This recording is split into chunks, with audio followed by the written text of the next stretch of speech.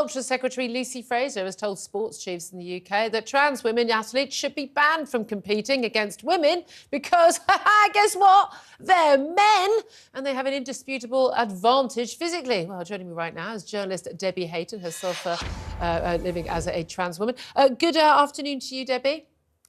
Good afternoon, Julia. Thanks so much for joining us. I mean, it's nice to hear the Culture Secretary speaking out. I mean, again, we could have had something on this a bit sooner, couldn't we? I mean, everyone's jumping on the post-Cass report bandwagon, aren't they, thinking it's safe now. But, I mean, men haven't suddenly got a physical advantage over women in sport. They've had it all along. It's almost like that was the reason why we had women's sport, isn't it? Well, it is. Everybody's always known this. And the thing what the Cass report's done is it's allow everybody to think what they really thought, rather than being cowed into submission by an activist lobby, which is what has been going on. And too many politicians have contracted out their thinking to activists. It's a disgrace, is that?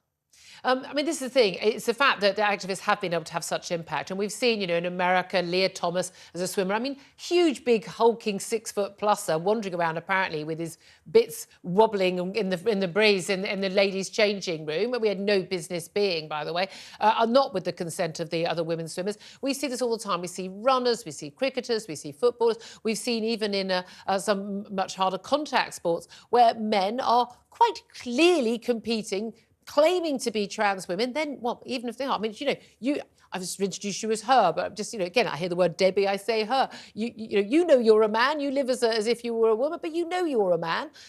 But you also know that you've got all the physical ability of being a man in terms of, you know, being bigger on average, being stronger muscle mass, testosterone, all of that. You can have as much surgery and take as many, you know, hormones as you want. It's still not going to take away that advantage that men have. Well, it isn't, is it not? This is the truth. And I usually say to people, if myself and my wife are moving furniture around the house, I'll pick up the heavy end because I'm bigger, I'm stronger, and I'm able to carry those weights.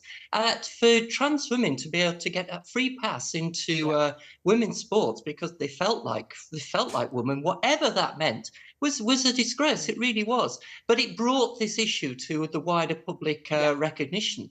It stopped it from being a rather niche issue that it had been when trans women were competing in the Olympics, and everybody knew that was wrong. So that, I think, brought this out into a wider wider knowledge, which was really important. Absolutely. But the key, and Liz Truss was saying this, the key is children. That's the biggest. That's the biggest outrage that's been going on. There has been a move about trying to sort of, you know, deal with it when it comes to sport, with, you know, with athletes at the top level. And of course, every time they say, oh, it's only one person and they haven't won. What's the big deal? Why all the hate? But actually, of course, you know, every time someone wins a medal, they're pushing other women down. They're not getting their gold medal or the silver medal or on the podium at all. And also all the women who don't get onto the team, don't get that chance, don't get that opportunity, the extra training, the extra funding. Sharon Davies, of course, an Olympic swimmer herself, has been a fantastic campaigner on this. But it goes all the way down to kids' sports as well.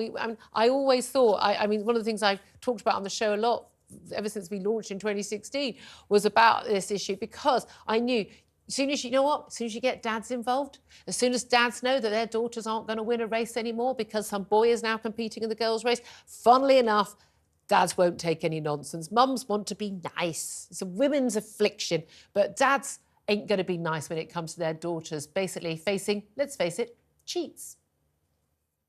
Well, yes, and we talk about the elite level, but you're right, it goes all the way down.